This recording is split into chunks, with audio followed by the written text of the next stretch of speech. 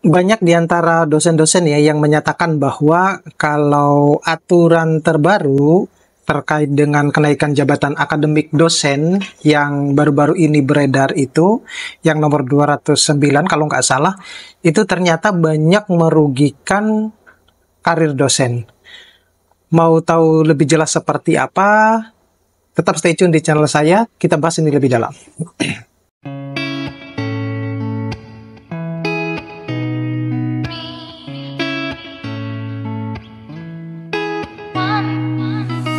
Assalamualaikum warahmatullahi wabarakatuh. Kembali lagi dengan saya di channel saya. Nah, kali ini saya mau sharing-sharing berdasarkan dari hasil pengamatan teman-teman dosen, di mana kalau baru-baru ini kan sudah ada dokumen yang beredar terkait dengan karir dosen. Dalam hal ini adalah pengajuan kenaikan jabatan akademik dosen, khusus untuk yang mau ke lektor kepala maupun ke guru besar. Dan ternyata setelah dibaca secara detail oleh teman-teman dosen, banyak di antara mereka yang berpendapat bahwa dengan adanya dokumen tersebut itu sebenarnya banyak merugikan dosen sendiri. Nah, kenapa demikian? Oleh karena itu, ini yang kita akan bahas di dalam video saya ini. Yang pertama, itu adalah tidak adanya skema loncat jabatan, gitu ya. Tidak ada skema loncat jabatan, misalnya yang dari asisten ahli ke lektor kepala atau bahkan dari lektor ke guru besar. Nah, gitu.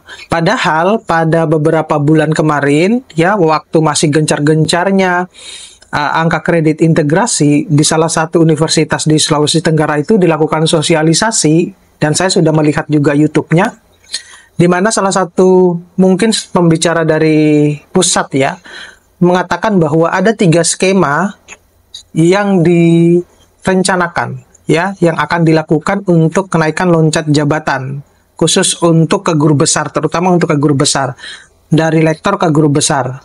Skemanya itu sudah pernah saya sebutkan di dalam video saya karena saya berdasarkan dari sumber informasi pada saat sosialisasi tersebut. Nah, di situ tidak ditawarkan sama sekali skema loncat jabatan. Nah, pada akhirnya dosen-dosen yang produktif ya, yang banyak mempublikasikan karya-karyanya, kemudian posisinya itu adalah lektor, mau ke guru besar dengan aturan yang terbaru itu tidak bisa. Gitu. Nah, saya tidak tahu alasannya kenapa tidak ada skema loncat jabatan seperti yang disosialisasikan beberapa hari yang lalu di dalam, Bapak Ibu bisa lihat ya, baik di dalam dokumennya itu maupun di channel YouTube yang judulnya itu diseminasi kalau nggak salah awal-awalnya. Nah, di situ di slide-slide keberapa gitu, pokoknya di atas 1 jam, menit ke 60 ke atas, itu di slide-slide tersebut itu menyebutkan bahwa saat ini itu adalah masa peralihan, peraturan masa peralihan, di mana nanti peraturan yang terbaru itu akan efektif dilaksanakan per Januari 2025. Gitu. Mohon saya dikoreksi kalau saya salah, Bapak Ibu bisa cek kembali di channel YouTube-nya. Gitu. Nah, artinya kalau misalnya ada aturan baru yang akan dikeluarkan per Januari 2025, kenapa nggak menunggu itu saja? Ya, daripada mengeluarkan aturan yang secara garis besar atau mungkin kebanyakan itu merugikan oleh dosen gitu ya, terlebih-lebih kalau teman-teman dosen yang PNS gitu. Yang kedua, kerugian yang kedua itu yang banyak ditelusuri oleh teman-teman dosen itu adalah bagi teman-teman dosen yang mau ke guru besar karena tidak bisa dari lektor ke guru besar, maka yang dosen bersangkutan itu harus ke lektor kepala dulu. Entah itu lektor kepala 4A, 4B, atau 4C. Gitu, baru bisa ke guru besar. Artinya, saya kira yang pembuat kebijakan, peraturan itu tahu betul bahwa ketika periode untuk kenaikan kepangkatan, ya, proses untuk kenaikan kepangkatan itu menunggu 2 tahun, per 2 tahun, ya. Per 2 tahun, dan itu 2 tahun itu tidak tidak cepat loh, itu lama bagi mereka yang produktif, itu lama gitu, karena teman-teman saya punya banyak teman yang produktif, itu mereka bisa menghasilkan publikasi ya dengan kolaboratif itu adalah bisa lebih dari 15 sampai 20 paper, bahkan 30 paper per tahunnya. Gitu. Itu dengan jalan kolaborasi. Kenapa demikian? Karena kita saat ini ya, apalagi ditunjang dengan teknologi yang mumpuni, artificial intelligence ya.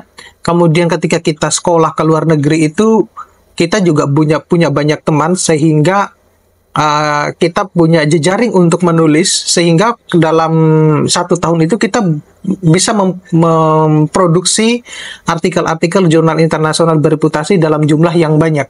Nah itu.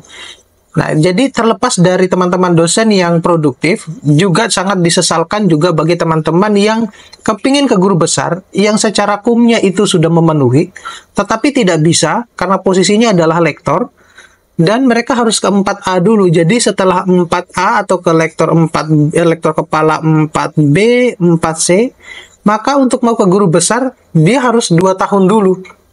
2 tahun dulu. Nah, posisinya pertanyaannya adalah bagaimana kalau dosen tersebut sudah mau pensiun, gitu. Nah, itu yang semestinya kalau mau di proses peraturan itu transisi dan mau diefektifkan per Januari 2025, kenapa nggak menunggu 2025 aja, gitu, sekaligus dijelaskan dengan skema loncat jabatan. Karena kalau tidak ada, saya percaya bahwa saya seringkali menyampaikan ke teman-teman dosen bahwa saya percaya bahwa loncat jabatan itu pasti tetap ada. Kalau tidak ada, itu berarti kemunduran.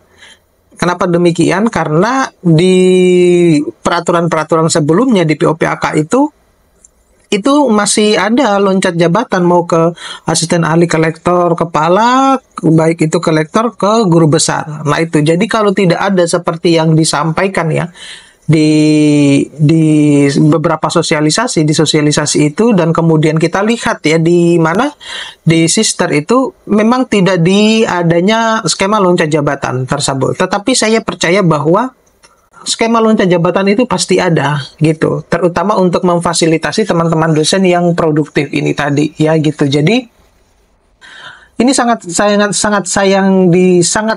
disayangkan.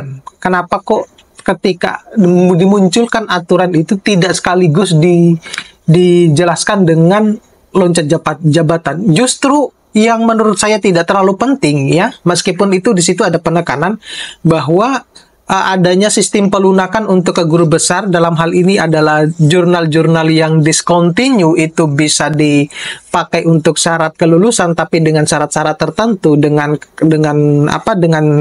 peninjauan lebih lanjut. Itu yang ada di dokumen. Tetapi ketika mereka sosialisasi itu juga tidak malah disampaikan bahwa jurnal discontinue itu tidak boleh dipakai untuk syarat menuju ke guru besar. Itu kan pada akhirnya kalau teman-teman dosen menganggapnya ini sebenarnya yang benar yang mana ini. Meskipun di dalam video saya yang beberapa hari yang lalu saya submit, itu saya upload, itu menyebutkan bahwa judulnya itu syarat menuju ke guru besar itu diperlunak. Saya menyampaikan bahwa Bapak Ibu jangan terlalu begitu yakin atau percaya dengan jurnalnya yang discontinue kemudian bisa dipakai untuk syarat ke guru besar. Karena kalau Bapak Ibu di review oleh teman-teman dosen yang notabene mereka sudah terbiasa publish di jurnal Q1 atau yang bereputasi dengan impact factor yang tinggi, yang mereka tahu bahwa kualitas menulis itu seperti apa, maka kesempatan untuk menjadi guru besarnya sangat kecil dan bahkan tidak mungkin, gitu. Dan itu disampaikan juga di sosialisasi mereka. Jadi maksud saya begini, ketika mungkin menyampaikan sosialisasi itu harus sinergis dengan dokumen yang ada, gitu. Jadi tidak membingungkan teman-teman dosen ya, teman-teman dosen. Tetapi yang lebih saya tekankan di sini itu adalah lebih kepada menyampaikan keluh kesah ya yang adanya oleh teman-teman dosen bahwa tidak adanya skema loncat jabatan. Padahal kalau mungkin ada ya, kalau ada skema loncat jabatan di dokumen tersebut yang beberapa hari kemarin beredar itu, mungkin akan banyak teman-teman dosen yang mengajukan dari lektor ke guru besar. Sehingga dampak positifnya apa? Dampak positifnya adalah kita akan lebih banyak memiliki profesor-profesor yang masih fresh, yang masih muda, kemudian pengetahuan teknologinya bagus, mumpuni, dan pengetahuan di dalam menulisnya mumpuni. Sehingga kalau pola pikirnya pusat itu masih seperti ini, artinya begini,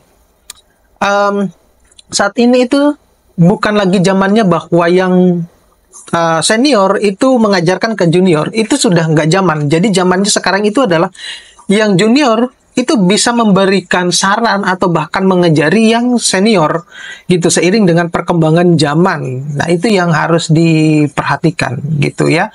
Jadi saya justru berharap bahwa di negara kita ini akan muncul banyak profesor-profesor muda yang fresh, yang masih fight-nya lebih kuat ya, yang bisa mempublikasikan banyak paper ya, tapi bukan yang asal nebeng nama, bukan ya. Saya di teman-teman saya tahu jelas bahwa mereka bukan asal nebeng nama, tapi benar-benar dilakukan dengan cara profesional ya, gitu. Jadi keterlibatan di dalam begitu banyak afiliasi di papernya itu ya karena mereka pertemanan gitu, networking gitu, bukan asal-asalan seperti pada kasus-kasus yang beberapa bulan kemarin itu gitu. Jadi saya harapannya adalah justru dengan aturan baru itu, adanya skema loncat jabatan akan melahirkan banyak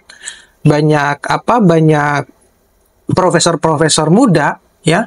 Kemudian kita mungkin bisa mengejar ketertinggalan dengan jumlah publikasi yang masih kalah dengan negara-negara yang lain ya. Kalau kita lihat bahwa mungkin ada beberapa yang beranggapan bahwa kita punya banyak publikasi, iya, dibandingkan dengan negara yang lain. Memang benar mungkin ya. Tetapi kalau kita lihat dari kualitas jurnalnya, belum kita melihat kualitas artikel, ya kita kalah. Gitu. Coba Anda ngecek ya, berapa jumlah dosen kita yang ada di Indonesia itu, kemudian berapa jumlah profesor kita yang berhasil publikasi-publikasi di jurnal-jurnal yang memiliki high tier gitu ya, atau high impact factor gitu. Yang terutama yang publisher Elsevier, Taylor and Francis, Springer, atau MDPI ya, bukan yang jurnal-jurnal yang dipublish oleh kampus, bukan ya, tetapi publisher-publisher ternama gitu. Itu untuk masuk ke jurnal itu saja susahnya minta ampun gitu. Jadi bisa dihitung itu. Atau enggak, cara paling gampang begini deh, ngelihat Google Scholar-nya masing-masing. Profesor maupun guru besar, profesor maupun teman-teman dosen, bandingkan sama teman-teman dosen yang masih muda. Mereka memiliki H-index atau jumlah citasian jauh lebih banyak dibandingkan yang profesor-profesor gitu. Jadi mungkin saran saya kepada tim bahwasanya mindset ya, perubahan pola pikir bahwa yang muda itu harus saatnya untuk dipush ya, harus saatnya mereka menunjukkan kegigihannya, itu harus sudah kita dukung gitu ya. Oke, mudah-mudahan ini bisa tersampaikan. Kalau ada salah-salah kata, mohon maaf. Saya di sini hanya cuma sekedar sharing ya. Ketika misalnya Bapak Ibu punya masukan ataupun komentar, saya dengan senang hati terbuka atas komentar Bapak Ibu, karena itu bisa membuat saya lebih berkembang ya. Channel saya juga bisa lebih berkembang. Kita sharing-sharing ilmu, sharing-sharing informasi. Nanti kita akan bahas di video-video yang lebih menarik lagi. Terima kasih, sampai ketemu pada video-video berikutnya. Saya akhiri, assalamualaikum warahmatullahi wabarakatuh.